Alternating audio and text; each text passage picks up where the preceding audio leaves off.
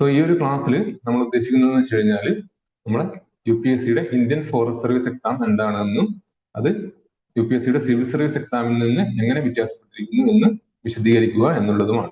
Okay, so നമുക്ക് start ചെയ്യാം. ഞാൻ എൻ്റെ സ്ക്രീൻ ഷെയർ ചെയ്യാം.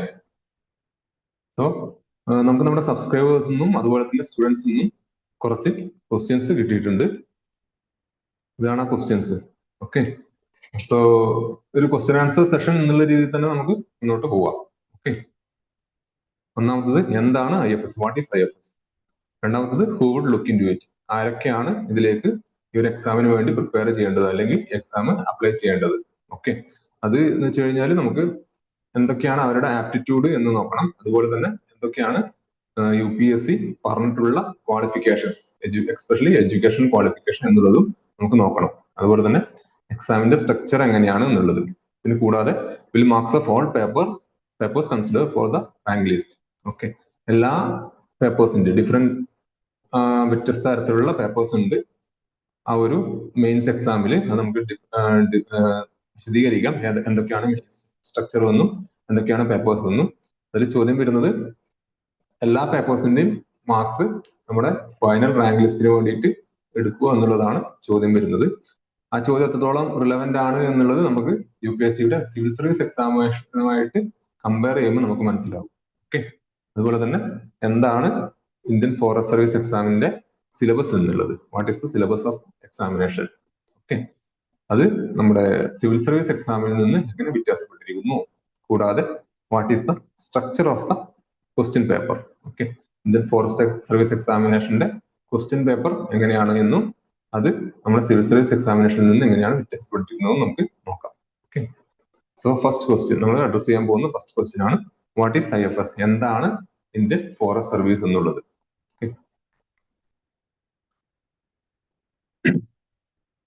സിവിൽ സർവീസ് എന്താണെന്നുള്ളത് നമുക്ക് എല്ലാവർക്കും അറിയാവുന്ന കാര്യമാണ്, നമ്മൾ കേൾക്കുന്നതാണ്. ഓക്കെ, നമുക്ക് ഏറ്റവും എളുപ്പം പറയാൻ പറ്റുന്നത് കളക്ടർ. ഓക്കെ, അതായത് ഒരു IAS ഓഫീസർ ആയിരിക്കും കളക്ടർ എന്നുള്ളത്. ഓക്കെ, അങ്ങനെ നമ്മൾ ഗവൺമെന്റിന്റെ ഏറ്റവും ഹയസ്റ്റ് പോസ്റ്റിലേക്ക് എഴുതാൻ പറ്റുന്ന എക്സാംസ് ആണ് സിവിൽ സർവീസ് എക്സാം എന്ന് പറയുന്നത്. ഓക്കെ, സോ അത് ഈ IAS, IPS തുടങ്ങിയത് ഒരു ഓൾ ഇന്ത്യ സർവീസ് ആണ്. ഓക്കെ, അതായത് ഇന്ത്യയിൽ ഏത് സ്റ്റേറ്റിൽ വേണമെങ്കിലും നമുക്ക് അപ്പോയിന്റ്മെന്റ് കിട്ടാം. ഓക്കെ, സോ ഈ IAS IPS മാത്രമല്ല, അതിന് താഴോട്ട് ഒരു 10-20ഓളം സർവീസസ് വേറെ കിടക്കുന്നുണ്ട്. ഓക്കെ, സോ ആ എല്ലാ സർവീസിനും വേണ്ടിയിട്ടുള്ള എക്സാം ആണ് civil service exam. Okay, civil service exam. Okay, ഇത് കണ്ടക്ട് ചെയ്യുന്നത് UPSC ആണ്. UPSC എന്ന് വെച്ച് കഴിഞ്ഞാൽ യൂണിയൻ പബ്ലിക് സർവീസ് കമ്മീഷൻ. നമ്മൾ ഓരോ സ്റ്റേറ്റിനും ഉള്ള PSC പോലെ തന്നെ ഇത് സെൻട്രൽ ഗവൺമെന്റിലേക്ക് എക്സാം വേണ്ടിയിട്ട് നടത്താൻ വേണ്ടിയിട്ടുള്ള ഏജൻസിയാണ് UPSC. ഒക്കെ നമുക്ക് അറിയാവുന്ന കാര്യമാണ്. ഓക്കെ, സോ ഇതിൽ ഈ പറഞ്ഞിരിക്കുന്ന ഏകദേശം 20ഓളം പോസ്റ്റിലേക്ക് 20ഓളം വ്യത്യസ്ത വകുപ്പുകളിലേക്കുള്ള എക്സാമിനേഷൻ ആണ് UPSC സിവിൽ സർവീസ് എക്സാം എന്നുള്ള പേരിൽ കണ്ടക്ട് ചെയ്യുന്നത്. ഓക്കെ, അതിനെല്ലാം ഒറ്റ എക്സാം ആണ്, ഒറ്റ പ്രിലിമിനറി എക്സാം ആണ്, ഒറ്റ മെയിൻ എക്സാം ആണ്, ഒറ്റ ഇന്റർവ്യൂ ആണ്. ഓക്കെ, അതിൽ റാങ്കിന്റെ അടിസ്ഥാനത്തിലാണ് ഓരോ കാറ്റഗറിയിലേക്കും ആൾക്കാരെ തരംതിരിച്ച് സെലക്ട് ചെയ്ത് എടുക്കുന്നത്. ഓക്കെ, സോ അതിൽ ഓൾ ഇന്ത്യ സർവീസ് ആയിട്ട് വരുന്നതാണ് IAS IPS. ഓക്കെ, സോ നമ്മൾ പറഞ്ഞു വന്നത് ഇന്ത്യൻ ഫോറസ്റ്റ് സർവീസ്. ഈ ഇന്ത്യൻ ഫോറസ്റ്റ് സർവീസും ഈ IAS-ഉം IPS-ഉം ഇന്ത്യൻ അഡ്മിനിസ്ട്രേറ്റീവ് സർവീസ് അല്ലെങ്കിൽ ഇന്ത്യൻ പോലീസ് സർവീസ് പോലെ തന്നെ ഒരു ഓൾ ഇന്ത്യ സർവീസ് ആണ്. ഓക്കെ, സോ അവരുടെ പ്രവർത്തനം എന്ന് വെച്ച് കഴിഞ്ഞാൽ മാനേജിങ് ഫോറസ്റ്റ്, വൈൽഡ് ലൈഫ്, എൻവയോൺമെന്റൽ റിസോഴ്സസ് എക്സെട്ര, അതായത് നമ്മുടെ കാടും അതുമായിട്ട് ബന്ധപ്പെട്ട് കിടക്കുന്ന ജീവജാലങ്ങളെയും മറ്റും അവരുടെ മാനേജ് ചെയ്യുക, അതിന്റെ എൻവയോൺമെന്റൽ പ്രൊട്ടക്ഷൻ തുടങ്ങിയ കാര്യങ്ങളൊക്കെയാണ് ഇന്ത്യൻ ഫോറസ്റ്റ് സർവീസ് ഓഫീസേഴ്സ് ചെയ്യേണ്ടുന്നത്. ഓക്കെ, പിന്നെ ഇത് അവരുടെ ഒരു ഫംഗ്ഷന്റെ ഒരു കുറച്ച് എന്തൊക്കെ ഫംഗ്ഷൻസ് ആയിരിക്കും അവർ ചെയ്യേണ്ടത് എന്നുള്ളതാണ്. Forest and wild life management, conservation of ecology, community development. അതായത് നമ്മൾ അറിയാം വേരിയസ് ട്രൈബ്സ് ഉണ്ടാവും, വ്യത്യസ്ത ട്രൈബൽ ആൾക്കാരുണ്ടാവും, കമ്മ്യൂണിറ്റി ഉണ്ടാവും. അതേപോലെ തന്നെ ഫോറസ്റ്റുമായിട്ട് കാടുമായിട്ട് ബന്ധപ്പെട്ട് കിടക്കുന്ന വേറെയും കമ്മ്യൂണിറ്റികൾ ഉണ്ടാവും. അവരുമായിട്ടൊക്കെ ബന്ധപ്പെട്ടിട്ട് അവരുടെ ഡെവലപ്മെന്റിനൊക്കെ പ്രവർത്തിക്കുക എന്നുള്ളതും ഈ ഫോറസ്റ്റ് സർവീസ് ഓഫീസേഴ്സിന്റെ ഒരു പ്രവർത്തനത്തിന്റെ ഒരു ഭാഗമാണ്. ഓക്കെ, അതുപോലെ തന്നെ അഡ്മിനിസ്ട്രേഷൻ ആൻഡ് പോളിസി ഇംപ്ലിമെന്റേഷൻ. നമുക്കറിയാം, ഈ ഒരു ഉദാഹരണം പറഞ്ഞു കഴിഞ്ഞാൽ ഫോറസ്റ്റ് പോളിസി ഉണ്ട്, ഇന്ത്യക്ക് ഫോറസ്റ്റ് പോളിസി ഉണ്ട്, അതുപോലെ തന്നെ വൈൽഡ് ലൈഫ് പ്രൊട്ടക്ഷൻ ആക്ട് ഉണ്ട്. ഇതുപോലുള്ള പല കാര്യങ്ങളും ഇംപ്ലിമെന്റ് ചെയ്യുക എന്നുള്ളതും അതിന്റെ ഫോർമുലേഷൻ ചെയ്യുക എന്നുള്ളതും ഒക്കെ ഈ ഒരു സർവീസിന്റെ ഭാഗമായിട്ട് വരുന്നതാണ്. ഓക്കെ, അതുപോലെ തന്നെ ആണ് റിസർച്ച്, പ്ലാനിങ് ആൻഡ് ട്രെയിനിങ്. നമ്മൾ കേട്ടിട്ടുണ്ടാകും ടൈഗർ സെൻസസ് തുടങ്ങിയ കാര്യങ്ങളൊക്കെ. ഓക്കെ, ഇതിന്റെ ഒക്കെ ഭാഗമാവുക എന്നുള്ളതും ഇതിനൊക്കെ ലീഡ് ചെയ്യുക എന്നുള്ളതും ഫോറസ്റ്റ് സർവീസ് ഓഫീസേഴ്സിന്റെ ഒരു ഡ്യൂട്ടിയാണ്. ഓക്കെ, അതുപോലെ സെൻട്രൽ ഡെപ്യൂട്ടേഷൻ റോൾസ് ഉണ്ടാവും. സെൻട്രൽ ഡെപ്യൂട്ടേഷൻ റോൾസ് എന്ന് വെച്ച് കഴിഞ്ഞാൽ ഓൾ ഇന്ത്യ സർവീസ് ആണെന്ന് പറഞ്ഞു, ഏതെങ്കിലും സ്റ്റേറ്റ്സിലൊക്കെ, ഏതെങ്കിലും ഡിഫറെന്റ്, അത് വ്യത്യസ്ത സംസ്ഥാനങ്ങളിലൊക്കെ ആയിരിക്കും പോസ്റ്റിംഗ് കിട്ടുക. അതുപോലെ തന്നെ അതിൽ സെൻട്രൽ ഡെപ്യൂട്ടേഷൻ ആയിട്ട് ചില ഏജൻസികളിലേക്ക് പോസ്റ്റിംഗ് കിട്ടും. ഓക്കെ, എന്ന് വെച്ച് കഴിഞ്ഞാൽ നമ്മുടെ നാഷണൽ ബയോഡൈവേഴ്സിറ്റി ബോർഡ്, അതല്ലെങ്കിൽ wild life institute of India തുടങ്ങിയ സെൻട്രൽ ഏജൻസികളിലേക്ക്. ഓക്കെ, അത് കൂടാതെ കണ്ട് നമുക്ക് ഇന്റർനാഷണൽ ബോഡികളായിട്ടുള്ള United Nations environment programme, food and agricultural organisation തുടങ്ങിയ ബോഡികളിലേക്കൊക്കെ ഡെപ്യൂട്ടേഷനിൽ പോകാൻ ഇന്ത്യൻ ഫോറസ്റ്റ് സർവീസ് ഓഫീസേഴ്സിനെയാണ് തെരഞ്ഞെടുക്കുന്നത്. ക്ലിയർ? ഇത്രയാണ് മെയിൻ ആയിട്ട് അവരുടെ ഫങ്ഷൻസ് വരുന്നത്.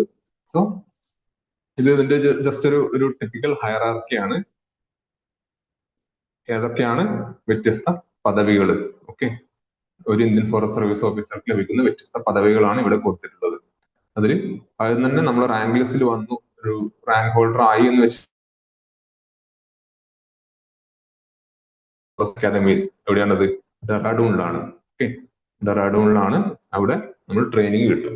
ആ ട്രെയിനിങ്ങിന് ശേഷം ഫസ്റ്റ് പോസ്റ്റിംഗ് ആവുന്നത് അസിസ്റ്റന്റ് കൺസർവേറ്റർ ഓഫ് ഫോറസ്റ്റ് എന്നുള്ള ഒരു പോസ്റ്റിലേക്കാണ്. Okay, clear? ഏതാണ് post? Assistant conservator of forest. Okay, അതിനുശേഷം ഡിവിഷണൽ ഫോറസ്റ്റ് ഓഫീസർ. ഏതെങ്കിലും ഫോറസ്റ്റ് ഡിവിഷന്റെ ടോട്ടൽ ആകെ എന്താ പറയുക, പവർ കിട്ടുന്നത് ഡിവിഷണൽ ഫോറസ്റ്റ് ഓഫീസർക്കാണ്. ഓക്കെ, പിന്നെ വരുന്നത് കൺസർവേറ്റർ ഓഫ് ഫോറസ്റ്റ്, അതിനുശേഷം ചീഫ് കൺസർവേറ്റർ ഓഫ് ഫോറസ്റ്റ്, അതിനുശേഷമാണ് ഒരു സംസ്ഥാനത്തിന്റെ മുഴുവൻ ഫോറസ്റ്റ് ഡിപ്പാർട്ട്മെന്റിനെ ഹെഡ് ചെയ്യുന്ന principal chief conservator of forest. Okay, അതിനുശേഷമാണ് ഡയറക്ടർ ജനറൽ ഓഫ് ഫോറസ്റ്റ് എന്നുള്ള പോസ്റ്റ് വരുന്നത്. ഇതാണ് ഒരു ടിപ്പിക്കൽ കരിയർ പാത്ത് വരുന്നത്. അത് കൂടാതെയാണ് ഞാൻ ഈ പറഞ്ഞിട്ടുള്ള സെൻട്രൽ ഡെപ്യൂട്ടേഷൻ റോൾസ് വരുന്നത്. ഓക്കെ, സോ നമുക്ക് എന്താണ് IFS എന്നുള്ളതിന്റെ ഒരു ചെറിയ ഓവർവ്യൂ ആണ് ഇപ്പോൾ ഞാൻ തന്നിട്ടുള്ളത്. ഓക്കെ, എന്തെങ്കിലും സംശയം ഉണ്ടോ അതിൽ ഇതുമായി ബന്ധപ്പെട്ടിട്ട്? നമ്മുടെ അക്കാദമിക് പോയിന്റ് ഓഫ് വ്യൂവിൽ അത് ഇമ്പോർട്ടന്റ് അല്ല. ഓക്കെ, പിന്നെ നിങ്ങൾ ചെയ്യേണ്ടുന്ന വേറൊരു കാര്യം എന്ന് വെച്ച് കഴിഞ്ഞാൽ, ഇവിടെ ഒരുപാട് പോസ്റ്റുകൾ പറഞ്ഞു. ഈ പോസ്റ്റില് ഇവരുടെ payments and other allowances other facilities ഒക്കെ എന്തൊക്കെയാണ് എന്ന് നിങ്ങൾക്ക് അറിയാമെങ്കിൽ നിങ്ങൾ വീഡിയോയുടെ ഇടയിൽ കമന്റ് ചെയ്യാൻ വേണ്ടി ശ്രമിക്കുക. ഓക്കെ, ഒരു ഡൗട്ടും ഇല്ലാന്ന് വിചാരിക്കുന്നു. നെക്സ്റ്റ് നമുക്ക് നോക്കേണ്ടത് who would look into it, ആരൊക്കെയാണ് ഈ എക്സാമിന് അപ്ലൈ ചെയ്യേണ്ടത്. ഓക്കെ, തീർച്ചയായും കാടുമായിട്ടൊക്കെ ബന്ധപ്പെട്ടിട്ട് കിടക്കുന്ന ഒരു ഡ്യൂട്ടിയാണ്. സോ നേച്ചർ, നമ്മളെ പ്രകൃതിയെ സ്നേഹിക്കുന്ന, അല്ലെങ്കിൽ എന്തെങ്കിലും മാറ്റം പ്രകൃതിയിൽ കൊണ്ടുവരണമെന്ന്, പ്രകൃതിയെ സഹായിക്കണമെന്ന് വിചാരിക്കുന്ന ഒരാൾ, ഒരുപാട്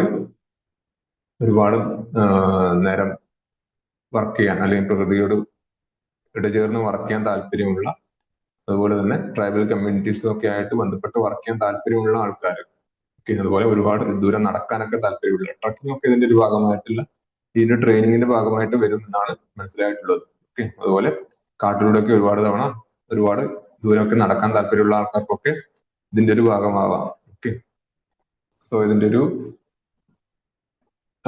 ആപ്റ്റിറ്റ്യൂഡ് എന്ന് പറയുന്നത് അതാണ്. ഓക്കെ, സോ മറ്റ് ഇമ്പോർട്ടന്റ് ആയിട്ടുള്ള ഒരു ക്രൈറ്റീരിയ, ഒരു എലിജിബിലിറ്റി വരുന്നത് എഡ്യൂക്കേഷൻ ക്വാളിഫിക്കേഷൻ ആണ്. ഓക്കെ, അതിന് മുന്നേ ചോദിക്കട്ടെ, എന്താണ് സിവിൽ സർവീസ് എക്സാമിനേഷന്റെ എഡ്യൂക്കേഷൻ ക്വാളിഫിക്കേഷൻ? അറിയാവോ ആർക്കെങ്കിലും? സിവിൽ സർവീസ് എക്സാമിനേഷന്റെ എഡ്യൂക്കേഷൻ ക്വാളിഫിക്കേഷൻ എന്താണ്? ഓക്കെ, ഏതെങ്കിലും ഒരു അണ്ടർ ഗ്രാജുവേറ്റ് ഡിഗ്രിയാണ് സിവിൽ സർവീസ് എക്സാമിനേഷന്റെ എഡ്യൂക്കേഷൻ ക്വാളിഫിക്കേഷൻ എന്ന് പറയുന്നത്. ഓക്കെ, പക്ഷെ നമ്മൾ ഫോറസ്റ്റ് സർവീസിലേക്ക് വരുന്ന സമയത്ത് ഏതെങ്കിലും ഒരു UG ഡിഗ്രി പോരാ. ഓക്കെ, ഏതെങ്കിലും ഒരു UG ഡിഗ്രി പോരാ. പകരം UPSC വളരെ കൃത്യമായിട്ട് പറഞ്ഞിട്ടുണ്ട്, a candidate must hold a bachelor's degree with at least one of the subjects, namely animal husbandry and veterinary science, പിന്നെ botany, chemistry, geology, mathematics, physics, statistics and zoology, or a bachelor's degree in agricultural, forestry or in engineering.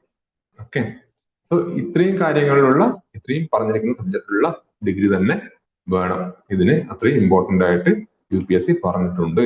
Okay, അതായത് science subject പഠിച്ചിട്ടുള്ള ഒരു aspirant തന്നെ ആയിരിക്കണം, ഒരു candidate തന്നെ ആയിരിക്കണം. അതല്ലെങ്കിൽ എഞ്ചിനീയറിംഗ്, ഏതെങ്കിലും എഞ്ചിനീയറിംഗ് ബ്രാഞ്ച് പഠിച്ചിട്ടുള്ള ഒരു കാൻഡിഡേറ്റ് തന്നെ ആയിരിക്കണം. ഓക്കെ, കൂടാതെ അതിൽ നമുക്ക് പറയാൻ പറ്റുന്നത് ആർട്സ്, അതുപോലെ commerce, other humanity subjects are not allowed. Okay, അങ്ങനെയുള്ള ആൾക്കാർക്ക് അപ്ലൈ ചെയ്യാൻ പറ്റില്ല. ഓക്കെ, പിന്നെ പ്രധാനമായിട്ടും ഇതിലൊരു യുണീക്ക് ആയിട്ടുള്ള ഒരു കാര്യമുള്ളത്, സയൻസ് സബ്ജക്റ്റ് ആണെങ്കിൽ തന്നെയും MBBS, BHMS, അതുപോലെ BAMS തുടങ്ങിയ ഡിഗ്രി ഹോൾഡേഴ്സ് ആയിട്ടുള്ള, അതായത് allopathy doctors, homeopathy doctors, Ayurveda doctors തുടങ്ങിയ ആൾക്കാർക്ക് അവർക്ക് അപ്ലൈ ചെയ്യാൻ പറ്റില്ല എന്നുള്ളത് ഇതിന്റെ ഒരു യുണീക്ക് ആയിട്ടുള്ള നേച്ചറാണ്. Okay, clear? ഓക്കെ, സയൻസ് പഠിച്ചിട്ടുണ്ട് എങ്കിൽ കൂടിയും, സയൻസ് സബ്ജക്റ്റ് ആണ് എങ്കിൽ കൂടിയും ഈ ഒരു ഡിഗ്രീസ് ഒക്കെ ഉള്ളവർക്ക് അപ്ലൈ ചെയ്യാൻ പറ്റില്ല. Okay, clear? ഇതെന്താണ്, എങ്ങനെയാണ് ഇത് വരിക എന്ന് വെച്ച് കഴിഞ്ഞാല്, നമ്മൾ UPSC CSE സിവിൽ സർവീസ് എക്സാമിനേഷന് ഈ ഒരു ഫോറസ്ട്രി, അതായത് ഇന്ത്യൻ ഫോറസ്റ്റ് സർവീസിനും അപ്ലൈ ചെയ്യുന്നത് ഒരേ ടൈമിലാണ്, ഒരേ ആപ്ലിക്കേഷൻ ഫോമാണ്. ഓക്കെ, സെയിം ആപ്ലിക്കേഷൻ ഫോമാണ്.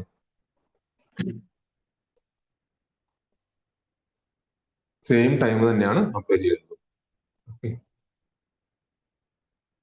അതുപോലെ തന്നെ എക്സാം സ്ട്രക്ചറിന്റെ കൂടെ ഞാൻ വിശദമായിട്ട് പറയാം, എങ്കിലും ഇതും കൂടി ശ്രദ്ധിക്കുക. സെയിം പ്രിലിമിനറി എക്സാം തന്നെയാണ് സിവിൽ സർവീസിനും IFSനും വരുന്നത്. ഓക്കെ, ഇതിൽ നമ്മൾ അപ്ലൈ ചെയ്യുന്ന സമയത്ത് നമ്മളൊരു സയൻസ്, സപ്പോസ് നമ്മൾ കെമിസ്ട്രി ആണ് നമ്മുടെ ക്വാളിഫിക്കേഷൻ എന്ന് നമ്മൾ സെലക്ട് ചെയ്ത് കഴിഞ്ഞാൽ, ആപ്ലിക്കേഷൻ ഫോം സെലക്ട് ചെയ്ത് കഴിഞ്ഞാൽ നമുക്ക് 3 ഓപ്ഷൻസ് തരും. ഓക്കെ, നമ്മൾ ഏതിനാണ് അപ്ലൈ ചെയ്യുന്നത് അവർ ചോദിക്കും. ഒരു ഡ്രോപ്പ് ഡൗൺ വിൻഡോ വരും. അതിൽ സിവിൽ സർവീസ് മാത്രമാണോ, അതല്ല IFSന് ഫോറസ്റ്റ് സർവീസിന് മാത്രമാണോ, അതല്ല സിവിൽ സർവീസിനും ഫോറസ്റ്റ് സർവീസിനും രണ്ടിനും കൂടി അപ്ലൈ ചെയ്യുന്നുണ്ടോ എന്നുള്ളൊരു വിൻഡോ വരും. ഓക്കെ, അങ്ങനെയുള്ള സമയത്ത് നമുക്ക് ഏത് വേണമെങ്കിലും സെലക്ട് ചെയ്യാം. പക്ഷെ നേരെ മറിച്ച് ഒരു ആർട്സ് സബ്ജക്റ്റ് ആണ് നമ്മൾ കൊടുക്കുന്നത്, ആർട്സ് സബ്ജക്റ്റോ അല്ല MBBS അങ്ങനെ എന്തെങ്കിലും ആണ് കൊടുക്കുന്നത് എങ്കിൽ നമുക്ക് ഈ 3 ഓപ്ഷൻസ് കാണിക്കില്ല, സിവിൽ സർവീസ് എക്സാമിനേഷൻ എന്ന് മാത്രമേ കാണിക്കൂ. ഓക്കെ, അതാണ് അതിന്റെ ഡിഫറൻസ്. ക്ലിയർ? അതാണ് ഡിഫറൻസ്. സോ ഈ പറഞ്ഞിരിക്കുന്ന ഡിഗ്രി ക്വാളിഫിക്കേഷൻ ആയിട്ടുള്ള ആൾക്കാർക്കാണ് ഇത് അപ്ലൈ ചെയ്യാൻ പറ്റുന്നത്. ഓക്കെ, ഇനി എന്താണ് എക്സാം സ്ട്രക്ചർ? ഓക്കെ, എന്താണ് എക്സാം സ്ട്രക്ചർ? സിവിൽ സർവീസിന്റെ എക്സാം സ്ട്രക്ചർ അറിയാലോ, എന്താണ്? സിവിൽ സർവീസ് എക്സാമിനേഷന്റെ സ്ട്രക്ചർ എന്താ?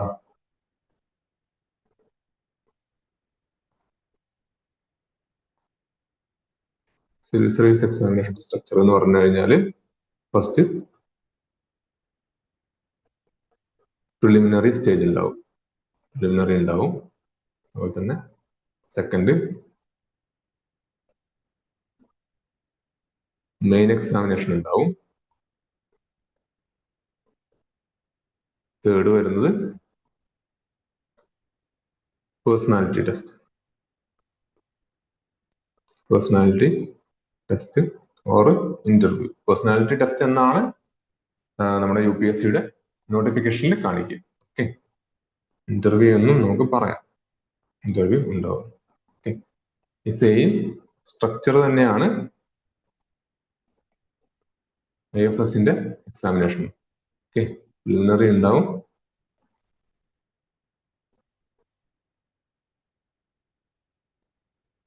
മെയിൻസ് ഉണ്ടാവും, അതുപോലെ തന്നെ പേഴ്സണാലിറ്റി ടെസ്റ്റ് ഉണ്ടാവും. ഓക്കെ ഓക്കെ, ഇതില് ഈ പ്രിലിമിനറി എന്ന് പറയുന്നത് രണ്ടിന്റെയും സെയിം എക്സാം ആണ്. ഓൾറെഡി പറഞ്ഞു, ആപ്ലിക്കേഷൻ സെയിം ആപ്ലിക്കേഷൻ തന്നെയാണ്, ആപ്ലിക്കേഷൻ ഫോം തന്നെയാണ് നമ്മൾ കൊടുക്കുന്നത്. ഓക്കെ, പ്രിലിമിനറി എക്സാം എന്ന് പറയുന്നത് രണ്ടിന്റെയും സെയിം എക്സാം തന്നെയാണ്. പിന്നെ എന്താ ഡിഫറൻസ് വരുന്നത്? ഡിഫറൻസ് ഞാൻ കാണിച്ചു തരാം.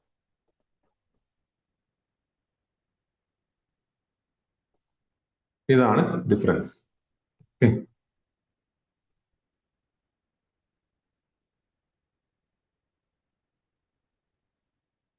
കട്ട് ഓഫ് മാർക്കിലാണ് ഡിഫറൻസ് വരുന്നത്.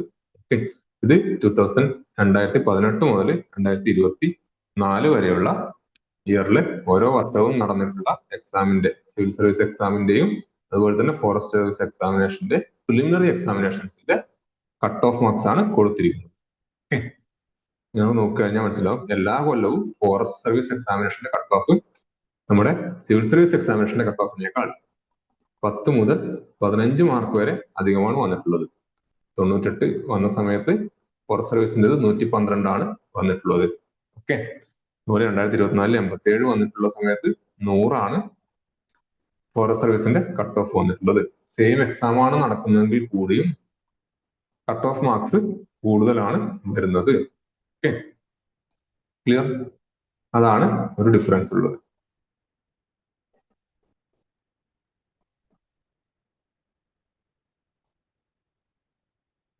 ഓക്കെ, പിന്നീട് നടക്കുന്ന മെയിൻ എക്സാമിൽ CSEയുടെ മെയിൻ എക്സാമും IFSന്റെ മെയിൻ എക്സാമും രണ്ടും കംപ്ലീറ്റ്ലി ഡിഫറെന്റ് ആണ്. ഓക്കെ, പ്രിലിമിനറി ആപ്ലിക്കേഷൻ ഒക്കെ സെയിം ആണ്, കട്ട് ഓഫ് മാർക്സ് മാത്രമാണ് വ്യത്യാസമുള്ളത്. പക്ഷെ അതിനുശേഷം നടക്കുന്ന മെയിൻ എക്സാമും ഇന്റർവ്യൂ ഒക്കെ രണ്ടിന്റെയും കംപ്ലീറ്റ്ലി ഡിഫറെന്റ് ആണ്.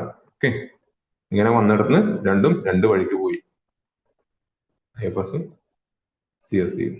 ഓക്കെ, ഇത് ആപ്ലിക്കേഷൻ ആയിരുന്നു, ഇത് പ്രിലിമിനറി ആയിരുന്നു. ഇതിന്റെ മെയിനും ഡിഫറെന്റ് ആണ്, ഇന്റർവ്യൂ ഡിഫറെന്റ് ആണ്. ക്ലിയർ? അതാണ് ഇതിന്റെ എക്സാം സ്ട്രക്ചറിനെ കുറിച്ച് പറയാനുള്ളത്. ഓക്കെ, ഇനി ഇതിലൊക്കെ എത്ര പേപ്പേഴ്സ് ഉണ്ട് എന്നുള്ളത്, എത്ര സബ്ജക്ട്സ് ഉണ്ട് എന്നുള്ളത് നമ്മൾ അറിഞ്ഞിരിക്കണം. ഓക്കെ, എത്ര ഉണ്ട് ആർക്കെങ്കിലും പറയാൻ പറ്റുമോ? ഇനി ഐഡിയ? സിവിൽ സർവീസിന് പ്രിപ്പയർ ചെയ്യുന്ന ആൾക്കാർക്ക് അറിയാമല്ലോ അതിന് എത്ര സബ്ജക്റ്റും എത്ര പേപ്പേഴ്സ് ഒക്കെ ഉണ്ട് എന്നുള്ളത്. അത് ഫോറസ്റ്റ് സർവീസിനെ അപേക്ഷിച്ച് വളരെ കോമൺ ആണല്ലോ ഇപ്പോ സിവിൽ സർവീസിന് പ്രിപ്പയർ ചെയ്യുക എന്നുള്ളത്. നമ്മൾ നോക്കാം. ഓക്കെ, നമുക്ക് ഏതൊക്കെ ക്വസ്റ്റ്യൻ ആൻസേഴ്സ് കിട്ടി, എന്താണ് ഫോറസ്റ്റ് സർവീസ് എന്ന് പറഞ്ഞു, എന്തൊക്കെയാണ് എലിജിബിലിറ്റി ക്രൈറ്റീരിയ എന്ന് പറഞ്ഞു. ഓക്കെ, ഇനി നമ്മൾ എക്സാം സ്ട്രക്ചർ ആണ് നോക്കിക്കൊണ്ട് നിൽക്കുന്നത്. ഓക്കെ, സിവിൽ സർവീസ് എക്സാമിനേഷന് ടോട്ടല് 9 പേപ്പേഴ്സ് ആണ് ഉള്ളത്. 9 പേപ്പേഴ്സ് ആണ് ഉള്ളത്. ഓക്കെ, അതിൽ GS1, GS2, GS3 അതുപോലെ തന്നെ GS4 എന്നിങ്ങനെ 4 ജനറൽ സ്റ്റഡീസ് പേപ്പർ. അതിന്റെ ഓരോന്നിന്റെ സിലബസ് ഞാൻ എക്സ്പ്ലെയിൻ ചെയ്യുന്നില്ല, അത് നോട്ടിഫിക്കേഷനിലുണ്ട്. ഈ ഒരു സെഷൻ എന്ന് പറയുന്നത്, ഈ ഒരു ക്ലാസ് എന്ന് പറയുന്നത് നമ്മൾ ഫോറസ്റ്റ് സർവീസിന്റെ സിലബസും മറ്റു കാര്യങ്ങളും എക്സ്പ്ലെയിൻ ചെയ്യാൻ വേണ്ടിയിട്ടാണ് ഉദ്ദേശിക്കുന്നത്. ഓക്കെ, അതുപോലെ തന്നെ ഇവിടെ ഒരു essay പേപ്പർ ഉണ്ടാവും. ഓക്കെ, സിവിൽ സർവീസിൽ ഒരു ഓപ്ഷണൽ സബ്ജക്ട് ഉണ്ടാവും. ആ ഒരു ഓപ്ഷണൽ സബ്ജക്റ്റിൽ ഓപ്ഷണലിന്റെ പേപ്പർ 1 ഉണ്ടാവും. അതുപോലെ തന്നെ ഓപ്ഷണലിന്റെ പേപ്പർ 2 ഉണ്ടാവും. ഓക്കെ, അതുപോലെ ഒരു compulsory English language qualifying paper ആണത്. അതുപോലെ തന്നെ ഒരു റീജിയണൽ ലാംഗ്വേജ്, ഏതെങ്കിലും ഒരു റീജിയണൽ ലാംഗ്വേജ്, ഇത് മലയാളമായിരിക്കാം, തമിഴായിരിക്കാം, ഹിന്ദി ആയിരിക്കാം, ഒരു റീജിയണൽ ലാംഗ്വേജ് പേപ്പറും ഉണ്ടാവും. ഓക്കെ, സോ ടോട്ടൽ 9 പേപ്പർ ഉണ്ടാവും. അതിൽ ഈ 2 പേപ്പർ ഇത് ക്വാളിഫയിങ് ആണ്. ഇത് 300 മാർക്കിന്റെ, ഓരോന്നിനും 300 മാർക്കാണ്. ഇതിന് ജസ്റ്റ് ക്വാളിഫൈ ചെയ്താൽ മതി. ഇതിന്റെ കാരണം എന്ന് വെച്ച് കഴിഞ്ഞാൽ ഇതിന്റെ മാർക്ക് ടോട്ടൽ റാങ്ക് ലിസ്റ്റിലേക്ക് ഇടുന്ന സമയത്ത് അതിന്റെ മാർക്കായിട്ട് കൺസിഡർ ചെയ്യില്ല. ഓക്കെ, റാങ്ക് ലിസ്റ്റിൽ വരിക എന്ന് പറഞ്ഞു കഴിഞ്ഞാൽ മെയിൻ എക്സാം പ്ലസ് ഇന്റർവ്യൂ. CSEന്റെ കാര്യത്തിൽ അത് 2025 വെച്ചാൽ ടോട്ടൽ മാർക്ക് വരുന്നത് 2025 ആണ്. ഓക്കെ, ആ 2025 ടോട്ടൽ മാർക്കിൽ ഈ 2 പേപ്പറിന്റെ മാർക്ക് ഉൾപ്പെടുത്തില്ല. ഓക്കെ, ഇത് ജസ്റ്റ് ക്വാളിഫൈ ചെയ്താൽ മാത്രം മതി. ക്ലിയർ? പക്ഷെ ഇന്ത്യൻ ഫോറസ്റ്റ് സർവീസിന്റെ കാര്യത്തിൽ ടോട്ടൽ 6 പേപ്പർ ആണ് ഉള്ളത്. ഇത് കുറച്ചും കൂടി ടെക്നിക്കൽ ആണ്. പേപ്പർ എന്ന് പറയുന്നത് സബ്ജക്ട് സ്പെസിഫിക് ആണ്. ഓക്കെ, അതായത് ഇവിടെ 4 ജനറൽ സ്റ്റഡീസ് പേപ്പർ ഉണ്ട്. ഇവിടെ ഒരു ജനറൽ സ്റ്റഡീസ് പേപ്പർ മാത്രമേ ഉള്ളൂ. കൂടാതെ ഒരു ജനറൽ ഇംഗ്ലീഷ് പേപ്പർ, അതിൽ തന്നെ essay ഉൾപ്പെട്ടു. ഓക്കെ, പിന്നെ വരുന്നത് ഇവിടെ CSEയിൽ ഒരു ഓപ്ഷണൽ ആണ് എങ്കിൽ ഇവിടെ 2 ഓപ്ഷണൽ വരുന്നുണ്ട്. ഓക്കെ, ഓപ്ഷണൽ 1ന്റെ പേപ്പർ 1ഉം പേപ്പർ 2 ഉണ്ടാവും. ഓപ്ഷണൽ 2ന്റെ പേപ്പർ 1ഉം പേപ്പർ 2 ഉണ്ടാവും. അപ്പൊ ടോട്ടല് 6 പേപ്പറായി. ഓക്കെ,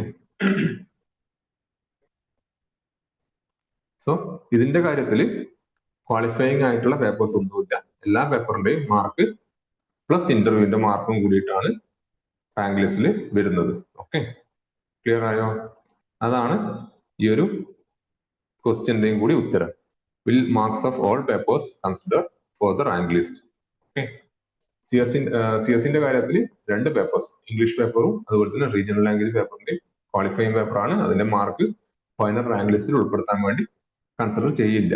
ഓക്കെ, പക്ഷെ ഇന്ത്യൻ ഫോറസ്റ്റ് സർവീസ് എക്സാമിനേഷന്റെ കാര്യത്തിൽ അങ്ങനെ ക്വാളിഫയിങ് ആയിട്ടുള്ള പേപ്പർ ഒന്നുമില്ല. എല്ലാത്തിന്റെയും മാർക്ക് നമ്മൾ ഫൈനൽ റാങ്ക് ലിസ്റ്റിലേക്ക് എടുക്കും. ഓക്കെ, ഇതിന്റെ എല്ലാത്തിന്റെയും മാർക്ക് വരുന്നത് വെച്ച് കഴിഞ്ഞാൽ ഇപ്പോ GSന് 300 മാർക്ക്, ജനറൽ ഇംഗ്ലീഷിന് 300 മാർക്ക്, പിന്നെ ഓരോ ഓപ്ഷണൽ പേപ്പറിനും 200 മാർക്ക് വെച്ചിട്ട്. ഓക്കെ, പിന്നെ ഇന്റർവ്യൂവിന് 300 മാർക്ക്. ടോട്ടല് 1700 മാർക്കിലാണ് ഇന്ത്യൻ ഫോറസ്റ്റ് സർവീസിന്റെ റാങ്ക് നിർണ്ണയിക്കുന്നത്. ഓക്കെ, സിവിൽ സർവീസിന്റെ 2025 ആണ് എന്റെ ടോട്ടൽ മാർക്ക് വരുന്നത്. മെയിൻസും ഇന്റർവ്യൂവും കൂടിയിട്ട് ഇന്ത്യൻ ഫോറസ്റ്റ് സർവീസിന്റെ ആണെങ്കിൽ മെയിൻസ് ഇന്റർവ്യൂവും കൂടിയിട്ട് 1700 ആണ് മാർക്ക്, ടോട്ടൽ മാർക്ക് വരുന്നത്. Okay, clear? ഇതാണ് ഇതിന്റെ എക്സാമിന്റെ ഒരു ബേസിക് സ്ട്രക്ചർ എന്ന് പറയുന്നത്. ഫിലിംസ് ഉണ്ട്, മെയിൻസ് ഉണ്ട്, ഇന്റർവ്യൂ ഉണ്ട്. ഓക്കെ, ആപ്ലിക്കേഷനും പ്രിലിമിനറി എക്സാമും ഒക്കെ സെയിം ആണ് സിവിൽ സർവീസിനും IFOസിനും ഇന്ത്യൻ ഫോറസ്റ്റ് സർവീസിനും കൂടിയിട്ടുള്ളത്. Okay, so cut off Indian forest സർവീസിന് കുറച്ചധികം വേണം. അത് സിവിൽ സർവീസിനെ വെച്ച് നോക്കുന്ന സമയത്ത് ഓൾവേസ് എല്ലാ കൊല്ലവും ഒരു 10 മുതൽ 15 മാർക്ക് വരെ കൂടുതലാണ് വേണ്ടിയിട്ടുള്ളത്. ഓക്കെ, സോ അതിനുശേഷം വരുന്ന മെയിൻസ് എക്സാമും അതിനുശേഷം വരുന്ന ഇന്റർവ്യൂവും 2 എക്സാമിനും രണ്ടും വ്യത്യസ്തമായിട്ടുള്ളത് തന്നെയാണ്. അതിന്റെ ഒരു ഡിഫറൻസ് ആണ് നമ്മൾ ഇവിടെ കണ്ടത്. ക്ലിയർ? ഓക്കെ,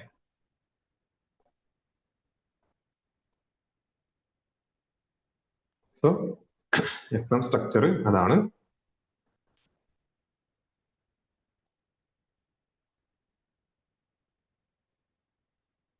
ഇനി എന്താണ് സിലബസ് എന്ന് നമുക്ക് നോക്കാം. ഓക്കെ, നമുക്ക് നോക്കാൻ ഉള്ളത് UPSC തന്നെ അവരുടെ ഒഫീഷ്യൽ ആയിട്ടുള്ള നോട്ടിഫിക്കേഷനിൽ കൊടുത്ത എന്താണെന്ന് നമുക്ക് വായിച്ചു നോക്കാം. Okay, plan of examination. First നമ്മൾ പറഞ്ഞു പ്രിലിമിനറി എക്സാമിനേഷൻ ആണ്. പ്രിലിമിനറി എക്സാമിനേഷന്റെ സിലബസ് നമുക്ക് നോക്കാം. അത് സിവിൽ സർവീസ് എക്സാമിനേഷൻ്റെതും ഒരുപോലെയുള്ള സിലബസ് ആണ്. Current events of national and international importance, history of India, Indian and world geography, Indian polity and governance, economic and social development, general എൻവയോൺമെന്റൽ ഇഷ്യൂസ്, ജനറൽ സയൻസ് തുടങ്ങിയ കാര്യങ്ങളാണ് പ്രിലിമിനറി എക്സാമിനേഷന്റെ പേപ്പർ 1 ഉള്ളത്. ആ ഒരു കാര്യം പറയാൻ വിട്ടുപോയി. പ്രിലിമിനറി എക്സാമിനേഷൻ നിങ്ങൾക്ക് അറിയാവുന്ന കാര്യം തന്നെയാണ്. 2 പേപ്പർ ഉണ്ട്. പേപ്പർ 1 ജനറൽ നോളജും ജനറൽ സ്റ്റഡീസും ഒക്കെ ഉള്ളത്. പിന്നെ പേപ്പർ 2 അത് ന്യൂമറിക്കൽ ആപ്റ്റിറ്റ്യൂഡ് ടെസ്റ്റ് ചെയ്യുന്നത്, അതുപോലെ തന്നെ ഇംഗ്ലീഷ് കോംപ്രഹെൻഷൻ ഒക്കെ ഉള്ള CSAT paper. Okay, CSAT paper ഇത് രണ്ടുമാണുള്ളത്. ഈ CSAT പേപ്പർ ജസ്റ്റ് ക്വാളിഫയിങ് ആണ്. 33% മിനിമം മാർക്സ് മതി അതിൽ. ഓക്കെ, അത് റാങ്ക് ലിസ്റ്റിൽ അത് മെയിൻസിലേക്ക് ക്വാളിഫൈ ആയോ എന്ന് നോക്കാൻ വേണ്ടിയിട്ട് ജസ്റ്റ് ഇത് ക്വാളിഫയിങ് മാർക്ക് മതി. കട്ട് ഓഫ് കൺസിഡർ ചെയ്യുന്നത് ഈ പേപ്പർ 1ന്റെ കട്ട് ഓഫ് മാത്രമായിരിക്കും. ഓക്കെ, ജസ്റ്റ് ക്വാളിഫൈ ചെയ്താൽ മാത്രം മതി. 33% മാർക്ക്. ഓക്കെ, ഇത് രണ്ടും ടോട്ടൽ മാർക്ക് 200-ലായിരിക്കും ഉണ്ടായിരിക്കുക. ക്ലിയർ? അതിൽ വേറെ എക്സ്പ്ലനേഷൻ ഒന്നും വേണ്ടെന്ന് വിചാരിക്കുന്നു. ഓക്കെ,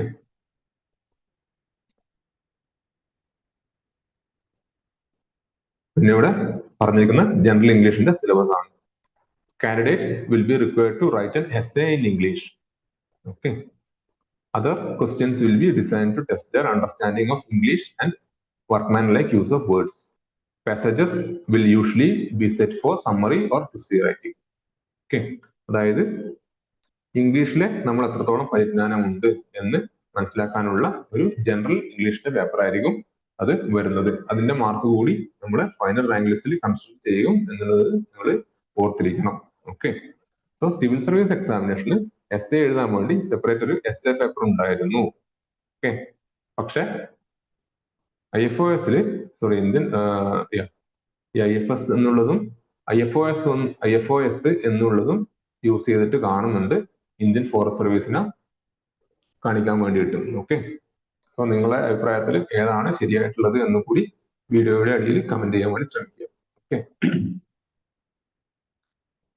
ഞാൻ പറഞ്ഞു വന്നത് ഇന്ത്യൻ ഫോറസ്റ്റ് സർവീസിന്റെ കാര്യത്തിൽ essayക്ക് സെപ്പറേറ്റ് പേപ്പർ ഇല്ല. ജനറൽ ഇംഗ്ലീഷിന്റെ കൂടെയുള്ള ഒരു ക്വസ്റ്റ്യൻ മാത്രമായിട്ടാണ് കാണുന്നത്. ഓക്കെ, സോ അത്രയാണ് ജനറൽ ഇംഗ്ലീഷിന്റെ സിലബസ് എന്ന് പറയുന്നത്. ഇനി ജനറൽ നോളജ് പേപ്പർ അതിന്റെ സിലബസ് എന്താണെന്ന് നോക്കാം. General knowledge including knowledge of current events and such matters of everyday observation and experience in their scientific aspects as many be expected of an educated person who has not made a special study of any scientific subject. The paper will also include questions on Indian polity, including the political system and the Constitution of India, history of India and geography of nature, which the candidate should be able to answer without special study. So UPSC പറയുന്ന പ്രകാരം ഈ ഒരു general നോളജിന്റെ paper എഴുതാൻ വേണ്ടിയിട്ട് ഒരു candidate പ്രത്യേകമായിട്ട് പഠിച്ചിരിക്കണം എന്നില്ല എന്നാണ് UPSC പറയുന്നത്. ഓക്കെ, സോ ഒരു കോമൺ ഒരു ജനറൽ ഒബ്സർവേഷൻ മാത്രം മതി. അത്രയും ഡെപ്തിലുള്ള നോളജ് മാത്രമേ ഈ ഒരു പേപ്പറിൽ ടെസ്റ്റ് ചെയ്യുന്നുള്ളൂ എന്നുള്ളതാണ് UPSC പറയുന്നത്. പക്ഷേ എന്നിരുന്നാലും കോമ്പറ്റീഷൻ വളരെ ടൈറ്റ് ആയിക്കൊണ്ടിരിക്കുന്ന കാലഘട്ടമാണ്. സോ ആ സമയത്ത് നമ്മൾ എന്തായാലും സ്പെഷ്യൽ എഫേർട്ട് ഇട്ട് കഴിഞ്ഞാൽ മാത്രമേ ഈ ഒരു പേപ്പർ നമ്മൾ നല്ല മാർക്ക് സ്കോർ ചെയ്യാൻ പറ്റുള്ളൂ. ആ സ്കോർ ചെയ്ത മാർക്കും നമ്മൾ റാങ്ക് ലിസ്റ്റിന് വേണ്ടി കൺസിഡർ ചെയ്യുന്നതായിരിക്കും. ഓക്കെ, അതിനുശേഷം ആ 2 പേപ്പേഴ്സ് കഴിഞ്ഞ ശേഷം വരുന്നതാണ് ഓപ്ഷണൽ പേപ്പേഴ്സ്. ഇനി സിവിൽ സർവീസിൽ ഓപ്ഷണൽ പേപ്പേഴ്സിനെ കുറിച്ച് നിങ്ങൾക്ക് അറിയുന്നുണ്ടാവും അല്ലെ? ഇന്ത്യൻ ഫോറസ്റ്റ് സർവീസിൽ എത്ര ഓപ്ഷണൽ പേപ്പേഴ്സ് ഉണ്ട് എന്ന് എന്തെങ്കിലും ഐഡിയ ഉണ്ടോ? ഇവിടെ നോക്കുക, ടോട്ടല് 14 ഓപ്ഷണൽ പേപ്പേഴ്സ് ആണ് ഇന്ത്യൻ ഫോറസ്റ്റ് സർവീസിൽ ഉള്ളത്. ഏതൊക്കെയാണത്? Agricultural engineering, animal husbandry and veterinary science, botany, chemistry, chemical engineering, civil engineering, forestry, geology, mathematics, mechanical engineering, physics, statistics, zoology. ഇത്രയും ഓപ്ഷണൽ സബ്ജക്റ്റ് ആണ് ഇന്ത്യൻ ഫോറസ്റ്റ് സർവീസിന് കൊടുത്തിരിക്കുന്നത്. ഓക്കെ, ക്ലിയർ ആണല്ലോ?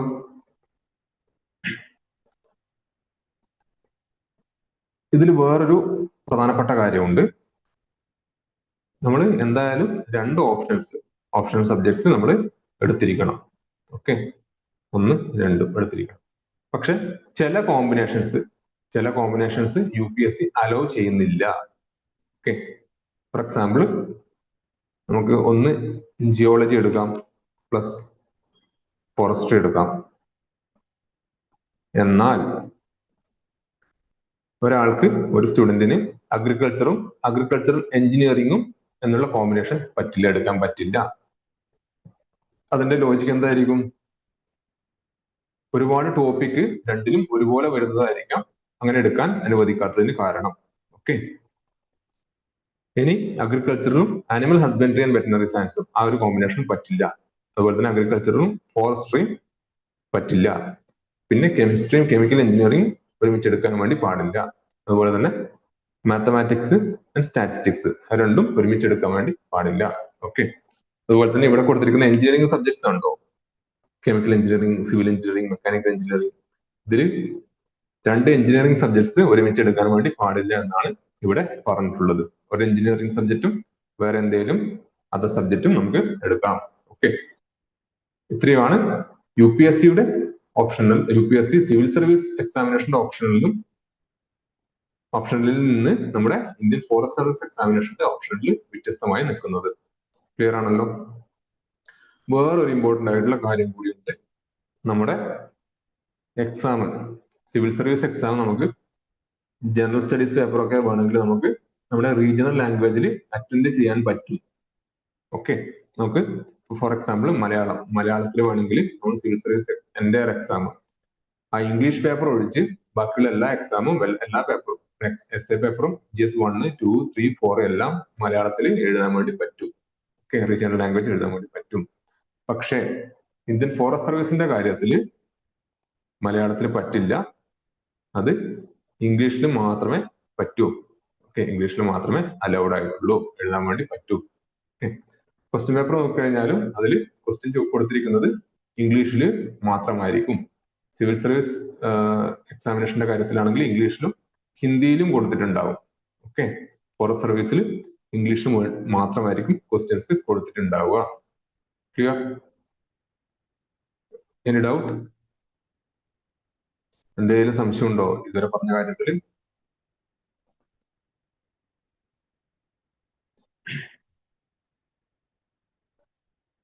So നമുക്കൊന്നുകൂടി നോക്കാം എന്തൊക്കെയാണ് നമ്മൾ ഡീൽ ചെയ്തതെന്ന്. നമ്മൾ ആദ്യം എന്താണ് IFS എന്ന് പറഞ്ഞു, അതുപോലെ തന്നെ അതിന്റെ ക്വാളിഫിക്കേഷൻസ് പറഞ്ഞു, അതുപോലെ തന്നെ എക്സാമിനേഷന്റെ സ്ട്രക്ചറിനെ കുറിച്ച് ഡിസ്കസ് ചെയ്തു. ഓക്കെ, അതുപോലെ ഏതൊക്കെയാണ് കോമൺ ആയിട്ട് വരുന്ന എക്സാം പേപ്പേഴ്സ് എന്ന് കണ്ടു. അതുപോലെ ഏതൊക്കെ പേപ്പേഴ്സിന്റെ മാർക്സ് ആണ് കൺസിഡർ ചെയ്യുക എന്നുള്ളതും ഫൈനൽ റാങ്ക് ലിസ്റ്റിന് വേണ്ടി എടുക്കുക എന്നുള്ളത് നമ്മൾ കണ്ടു. പിന്നെ ഓരോന്നിന്റെയും സിലബസ് കണ്ടു. ഈ ഒരു സെഷനിൽ നമുക്ക് ഓരോ ഓപ്ഷണൽ പേപ്പറിന്റെ സിലബസിനെ കുറിച്ച് ഡീറ്റെയിൽ ആയിട്ട് പറയാനുള്ള ഒരു സാവകാശം ഉണ്ടാവില്ല. അത് ഒരുപാടുണ്ട്. നിങ്ങൾ UPSCയുടെ സൈറ്റിൽ പോയി കഴിഞ്ഞാൽ ഫോറസ്റ്റിന്റെ നോട്ടിഫിക്കേഷൻ കിട്ടും. അതിൽ ഡീറ്റെയിൽ ആയിട്ട് കൊടുത്തിട്ടുണ്ട്. ഫോർ എക്സാമ്പിൾ ഇത് അഗ്രികൾച്ചർ ഓപ്ഷണൽ പേപ്പറിന്റെ ഡീറ്റെയിൽഡ് ആയിട്ടുള്ള സിലബസ് ആണ്. നിങ്ങൾക്ക് ഓരോന്നിനെ അറിയണമെങ്കിൽ അതെടുത്ത് വെച്ച് നോക്കാവുന്നതാണ്. ഓക്കെ,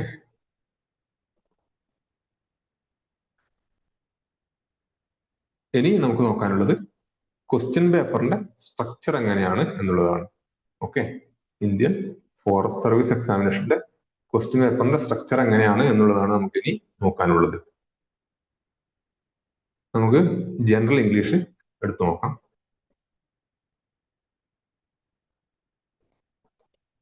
മാക്സിമം മാർക്ക് വരുന്നത്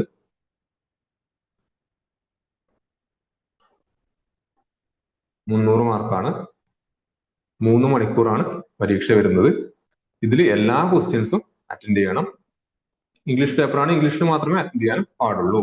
ഓക്കെ, നോക്കാം. ഇതിൽ essay ഇതിൽ തന്നെ എഴുതാൻ വേണ്ടിയിട്ടാണ് പറഞ്ഞിട്ടുള്ളത്. അതുപോലെ തന്നെ പ്രിസി റൈറ്റിംഗ് കൊടുത്തിട്ടുണ്ട്, ട്രാൻസ്ലേഷൻ കൊടുത്തിട്ടുണ്ട്, ഇതൊക്കെയാണ് ക്വസ്റ്റ്യൻസ് വരുന്നത്. ഓക്കെ, സോ ജസ്റ്റ് ഒന്ന് നിങ്ങൾക്ക് താല്പര്യമുണ്ടെങ്കിൽ നിങ്ങൾ UPSC-യുടെ സൈറ്റിൽ കയറി കഴിഞ്ഞാൽ നിങ്ങൾക്ക് ഇത് ഡൗൺലോഡ് ചെയ്ത് എടുക്കാൻ പറ്റും. ആർക്കൈവ്സ് പോയി കഴിഞ്ഞാൽ ഡൗൺലോഡ് ചെയ്ത് എടുക്കാൻ പറ്റും. ഓക്കെ, PDF ആയിട്ട് തന്നെ കിട്ടും. ഓക്കെ, സോ ടോട്ടൽ മാർക്ക് വരുന്നത് 300 ആണ്, 300 ആണ് വരുന്നത്. ഓക്കെ, സോ ഇനി ജനറൽ നോളജിന്റെ പേപ്പർ എടുക്കുകയാണെങ്കിൽ അതും ടോട്ടല് വരുന്ന മാർക്ക് 300 തന്നെയാണ്. 3 hours തന്നെയാണ് എക്സാം വരുന്നത്. ഇവിടെയും ക്വസ്റ്റ്യൻസിന് ഓപ്ഷൻസ് ഒന്നും കൊടുത്തിട്ടില്ല. അതായത് ക്വസ്റ്റ്യൻ എല്ലാ ക്വസ്റ്റ്യന്റെയും ആൻസർ നമ്മൾ നിർബന്ധമായിട്ട് എഴുതണം. ക്വസ്റ്റ്യൻ തിരഞ്ഞെടുക്കാനുള്ള ഓപ്ഷൻസ് ഒന്നും കൊടുത്തിട്ടില്ല. ഓക്കെ, എല്ലാ ക്വസ്റ്റ്യനും നിർബന്ധമായിട്ടും എഴുതണം. ഇംഗ്ലീഷിൽ മാത്രമേ എഴുതാനും പാടുള്ളൂ. ക്ലിയർ?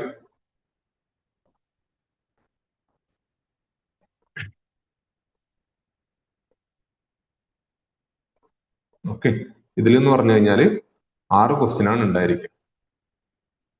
ഓക്കെ, 6 ക്വസ്റ്റ്യനും സബ് ക്വസ്റ്റ്യൻസ് ഉണ്ടാവും.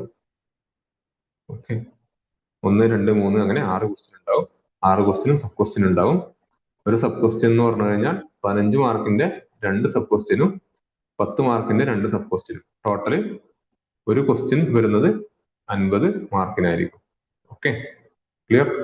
50 മാർക്കിനായിരിക്കും. 15 മാർക്കിന്റെ വേർഡ് ലിമിറ്റ് വരുന്നത് 200 വേർഡ്സ് ആണ്. 10 മാർക്കിന്റെ വേർഡ് ലിമിറ്റ് വരുന്നത് 125 വേർഡ്സ്, 125 വേർഡ്സ് ആണ്. ഓക്കെ, അതും നിങ്ങൾ ശ്രദ്ധിക്കണം. ക്ലിയർ? ഇനി വരുന്നത് ഓപ്ഷണൽ പേപ്പറിന്റെ ആണ്. ഇവിടെ ഞാൻ കാണിക്കാൻ പോകുന്നത് ഫോറസ്ട്രി എന്നുള്ള ഓപ്ഷണൽ പേപ്പറിന്റെ ഓപ്ഷണൽ സബ്ജക്റ്റിന്റെ പേപ്പർ 1ന്റെ ക്വസ്റ്റ്യൻ പേപ്പറാണ്. ഓക്കെ, ക്വസ്റ്റ്യൻ പേപ്പർ കാണിക്കുന്നതിന് മുന്നേ അതിനെക്കുറിച്ചുള്ള ഒരു ബേസിക് ഐഡിയ തരാം.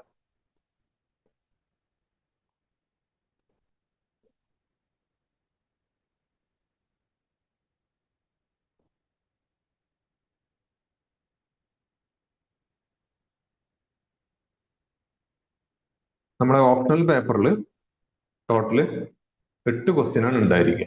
എത്ര ക്വസ്റ്റ്യൻ? 8 ക്വസ്റ്റ്യൻ ആണ് ഓപ്ഷണൽ പേപ്പറിൽ ടോട്ടൽ ഉണ്ടായിരിക്കുക. ഓക്കെ, ഈ ഓപ്ഷണൽ പേപ്പറിൽ 8 ക്വസ്റ്റ്യൻ 2 സെക്ഷൻ ആയിട്ടാണ് ഉണ്ടായിരിക്കുക. അതിപ്പോ ഓപ്ഷണൽ സബ്ജക്റ്റിന്റെ പേപ്പർ 1 ആയാലും പേപ്പർ 2 ആയാലും ഈ ഒരു എക്സ്പ്രഷൻ രണ്ടിനും സെയിം ആയിരിക്കും കേട്ടോ. ഓക്കെ, ഓപ്ഷണലിന്റെ സെക്ഷൻ എ ഉണ്ടാവാം. ആ സെക്ഷൻ എയിൽ ക്വസ്റ്റ്യൻ 1 ഉണ്ട്, ക്വസ്റ്റ്യൻ 2 ഉണ്ട്, ക്വസ്റ്റ്യൻ 3 ഉണ്ട്, ക്വസ്റ്റ്യൻ 4 ഉണ്ട്. അതുപോലെ സെക്ഷൻ ബി ഉണ്ട്, അതിൽ ക്വസ്റ്റ്യൻ നമ്പർ 5 ഉണ്ട്, ക്വസ്റ്റ്യൻ നമ്പർ 6 ഉണ്ട്, ക്വസ്റ്റ്യൻ നമ്പർ 7 ഉണ്ട്, ക്വസ്റ്റ്യൻ നമ്പർ 8 ഉണ്ട്. Okay, clear? ഈ ഓരോ ക്വസ്റ്റ്യനും ക്യാരി ചെയ്യുന്നത് 40 മാർക്കാണ്. ക്ലിയർ? ഇതില് ക്വസ്റ്റ്യൻ നമ്പർ 1ഉം ക്വസ്റ്റ്യൻ നമ്പർ 5ഉം ക്വസ്റ്റ്യൻ നമ്പർ 1ഉം ക്വസ്റ്റ്യൻ നമ്പർ 5ഉം കമ്പൽസറി ആണ്. കമ്പൽസറി ആണ്. ഓക്കെ, അത് നമ്മൾ നിർബന്ധമായിട്ടും എഴുതിയിരിക്കണം. ഓക്കെ, സോ പിന്നെ വേറൊരു കാര്യം പറയാനുള്ളത്, ഈ ടോട്ടൽ 8 ക്വസ്റ്റ്യനിൽ നമ്മൾ മിനിമം 5 ക്വസ്റ്റ്യൻ ആണ് എഴുതേണ്ടത്. ഓക്കെ, ഈ 8 ക്വസ്റ്റ്യനിന് 5 ക്വസ്റ്റ്യൻസ് ഏതൊക്കെയാണെന്നുള്ളത് നമുക്ക് സെലക്ട് ചെയ്യാൻ പറ്റും. ഓക്കെ, 5 ക്വസ്റ്റ്യൻ കംപ്ലീറ്റ്ലി നമുക്ക് ഏതൊക്കെയാണ് സെലക്ട് ചെയ്യാൻ പറ്റില്ല. കാരണം ഒന്നാമത്തെ ക്വസ്റ്റ്യനും 5ാമത്തെ ക്വസ്റ്റ്യനും നിർബന്ധമായിട്ട് നമ്മൾ എഴുതിയിരിക്കേണ്ടുന്ന ക്വസ്റ്റ്യൻ ആണ്. ഓക്കെ, സോ 5 എണ്ണത്തിന് ഒന്നാമത്തെയും 5ാമത്തെയും ഒഴിച്ചു കഴിഞ്ഞാൽ ബാക്കി 3 എണ്ണമാണ് നമുക്ക് സെലക്ട് ചെയ്യാനുള്ളത്. 3 ക്വസ്റ്റ്യൻസ് നമുക്ക് സെലക്ട് ചെയ്യാൻ പറ്റും. ഓക്കെ, ബാക്കി 6 ക്വസ്റ്റ്യൻ നമുക്ക് നമ്മുടെ കയ്യിലുണ്ട്. ബാക്കി 6 ക്വസ്റ്റ്യന് 3 ക്വസ്റ്റ്യന്റെ ആൻസേഴ്സ് മാത്രമേ നമ്മൾ എഴുതേണ്ടതുള്ളൂ. പക്ഷെ അതിലും ഒരു നിർബന്ധമുണ്ട്. ഓക്കെ, അതിലെ ഒരു ഉദാഹരണം എന്ന് പറഞ്ഞു കഴിഞ്ഞാൽ നമുക്ക് ആ 3 ക്വസ്റ്റ്യനും നമുക്ക് സെക്ഷൻ എ എന്ന് മാത്രമായിട്ട് എടുത്ത് എഴുതാൻ പറ്റില്ല. ഓക്കെ, മിനിമം ഒരു സെക്ഷനിൽ നിന്ന് ഒരു ക്വസ്റ്റ്യനെങ്കിലും എടുത്ത് എഴുതിയിട്ടുണ്ടാവണം. ക്ലിയർ ആണോ? ഫോർ എക്സാമ്പിൾ നമുക്ക് 2, 3, 4 2, 3, 4 എന്ന് എഴുതാൻ പറ്റില്ല. ഓക്കെ, ഇതെല്ലാം ഒരു സെക്ഷനിലാണ് വരുന്നത്. അതുപോലെ തന്നെ 6, 7, 8 അങ്ങനെ എഴുതാൻ പറ്റില്ല. ഓക്കെ, മൂന്നും ഒരു സെക്ഷനിൽ തന്നെയാണ് വരുന്നത്. ക്ലിയർ? ഒരു സെക്ഷനിൽ നിന്ന് മിനിമം ഒരു ക്വസ്റ്റ്യൻ എങ്കിലും ഓപ്ഷൻ തെരഞ്ഞെടുത്തിട്ടുണ്ടാവണം. ഓക്കെ, നമുക്ക് വേണമെങ്കിൽ ഇവിടുന്ന് 2 എടുത്തിട്ട് പിന്നെ ഇവിടുന്ന് 7, 8 എഴുതാം. Okay, clear? സോ അങ്ങനെ നോക്കിക്കഴിഞ്ഞാൽ ടോട്ടൽ ഒരു സെക്ഷനിൽ നിന്ന് മിനിമം 2 ക്വസ്റ്റ്യൻ എങ്കിലും നമ്മൾ എഴുതിയിട്ടുണ്ടാവും. ഓക്കെ, മറ്റേ സെക്ഷനിൽ നിന്ന് ഒരു 3 ക്വസ്റ്റ്യനും എഴുതിയിട്ടുണ്ടാവും. ടോട്ടൽ 5 ക്വസ്റ്റ്യൻ ആയി ഔട്ട് ഓഫ് 8 ക്വസ്റ്റ്യൻ. ഓക്കെ, ഇങ്ങനെയാണ് ഒരു ക്വസ്റ്റ്യൻ പേപ്പർ, ഓപ്ഷണലിന്റെ ക്വസ്റ്റ്യൻ പേപ്പർ വരുന്നത്. ക്ലിയർ? ഇനി നമുക്ക് ഓപ്ഷണലിന്റെ ക്വസ്റ്റ്യൻ പേപ്പർ നോക്കാം. ഈ പറഞ്ഞ കാര്യം തന്നെയാണ് ഇവിടെ എക്സ്പ്ലെയിൻ ചെയ്തിട്ടുള്ളത്. ടോട്ടൽ 8 ക്വസ്റ്റ്യൻ ഉണ്ടാവും. അതിൽ എത്ര എഴുതണം? അതിൽ 5 എണ്ണം എഴുതണം. ഓക്കെ, 1ഉം 5ഉം കമ്പൽസറി ആണ്. ഓക്കെ, ബാക്കി വരുന്ന 6 ക്വസ്റ്റ്യനിന് 3 ക്വസ്റ്റ്യൻ നമ്മൾ അറ്റൻഡ് ചെയ്യണം. സോ ഈച്ച് സെക്ഷനിൽ നിന്നും, അതായത് ബാക്കിയുള്ള 3 ക്വസ്റ്റ്യൻ എന്ന് പറയുന്നത് 2 സെക്ഷനിൽ നിന്നും മിനിമം ഒന്നെങ്കിലും എഴുതിയിട്ടുണ്ടാവണം. ഓക്കെ, ആൻസർ ഇംഗ്ലീഷിൽ മാത്രമേ എഴുതാൻ പാടുള്ളൂ. ആ നിബന്ധന തന്നെയാണ് ഇവിടെ കൊടുത്തിട്ടുള്ളത്. ക്ലിയർ? നമ്മൾ പറഞ്ഞു ഒരു ക്വസ്റ്റ്യൻ ക്യാരി ചെയ്യുന്നത് 40 മാർക്കാണ്. പക്ഷെ ആ ക്വസ്റ്റ്യന് സബ് ക്വസ്റ്റ്യൻസ് ഉണ്ടാവും. ഓക്കെ, ക്വസ്റ്റ്യൻ നമ്പർ 1ന്റെയും 5ന്റെയും കാര്യത്തിൽ 5 സബ് ക്വസ്റ്റ്യൻസ് ഉണ്ടാവും. Each sub question carries 8 marks. Okay, അതായത് ഓരോ സബ് ക്വസ്റ്റ്യനും 8 മാർക്ക് ഉണ്ട്. അപ്പോൾ 8 × 5 40 മാർക്ക്. ഓക്കെ, ക്വസ്റ്റ്യൻ നമ്പർ 1ഉം 5ഉം അങ്ങനെയാണ് കൊടുത്തിട്ടുള്ളത്. പക്ഷെ ബാക്കിയുള്ള ക്വസ്റ്റ്യൻസ് നോക്കി കഴിഞ്ഞാൽ അതിന്റെ സബ് ക്വസ്റ്റ്യൻസ് എന്ന് പറയുന്നത് 3 എണ്ണമായിരിക്കും ഉണ്ടായിരിക്കുക. ഓക്കെ, 2 എണ്ണം 15 മാർക്കിൻ്റെതും 1 10 മാർക്കിൻ്റെതും. ക്ലിയർ ആണോ? അതായത് ഈ 1ഉം 5ഉം 5 ക്വസ്റ്റ്യൻ വീതം സബ് ക്വസ്റ്റ്യൻ ഉണ്ടായിരിക്കും. കാരണം അത് കമ്പൽസറി ആണല്ലോ. 8 മാർക്ക് 8 മാർക്ക് 8 മാർക്ക് വീതമുള്ള 5 ക്വസ്റ്റ്യൻ ഉണ്ടാവും. ഓക്കെ, സബ് ക്വസ്റ്റ്യൻ ഉണ്ടാവും. ക്ലിയർ? ബാക്കിയുള്ള ക്വസ്റ്റ്യൻസ് ഒക്കെ ഫോർ എക്സാമ്പിൾ 8 എടുത്തു കഴിഞ്ഞാൽ അതിൽ 3 എണ്ണമാണ് ഉണ്ടാവുക. 15 മാർക്കിന്റെ 2 എണ്ണം, 10 മാർക്കിന്റെ 1. ഇങ്ങനെ തന്നെയാണ് എല്ലാ ഓപ്ഷൻ പേപ്പറിലും ഉള്ളത്. ഓക്കെ, എന്തെങ്കിലും ഡൗട്ട് ഉണ്ടോ അതിൽ?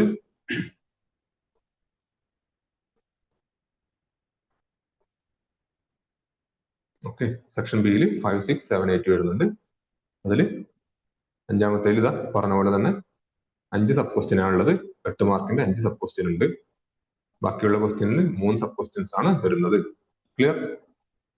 7ഉം 8ഉം നിങ്ങൾക്ക് കാണാവുന്നതാണ് ഇവിടെ. ഓക്കെ ആണോ? എന്തെങ്കിലും ഡൗട്ട് ഉണ്ടോ നിങ്ങൾക്ക്?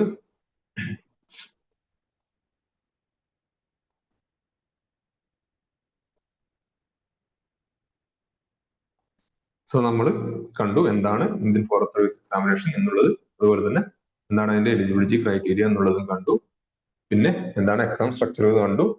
പിന്നെ അതിന്റെ റാങ്ക് ലിസ്റ്റ് എടുക്കുമ്പോൾ ഏതൊക്കെ എക്സാമിന്റെ ഏതൊക്കെ പേപ്പറിന്റെ മാർക്കാണ് കൺസിഡർ ചെയ്യുക എന്നുള്ളത് നമ്മൾ കണ്ടു. പിന്നെ എന്താണ് സിലബസ് എന്ന് കണ്ടു. അതുപോലെ തന്നെ ക്വസ്റ്റ്യൻ പേപ്പറിന്റെ സ്ട്രക്ചറും നമ്മൾ കണ്ടു കഴിഞ്ഞു. ഓക്കെ, ഇതുവരെ പറഞ്ഞ കാര്യത്തിൽ എന്തെങ്കിലും സംശയം ഉണ്ടായിരുന്നെങ്കിൽ ക്ലിയർ ആണെന്ന് വിശ്വസിക്കുന്നു. ഓക്കെ, നിങ്ങളുടെ എന്തെങ്കിലും സംശയം ഉണ്ട് എങ്കിൽ നിങ്ങൾ താഴെ കമന്റ് ചെയ്യാൻ വേണ്ടി ശ്രമിക്കുക. ഓക്കെ, അങ്ങനെയാണ് നമുക്ക് സെഷൻ വൈൻഡ് അപ്പ് ചെയ്യാം. Thank you.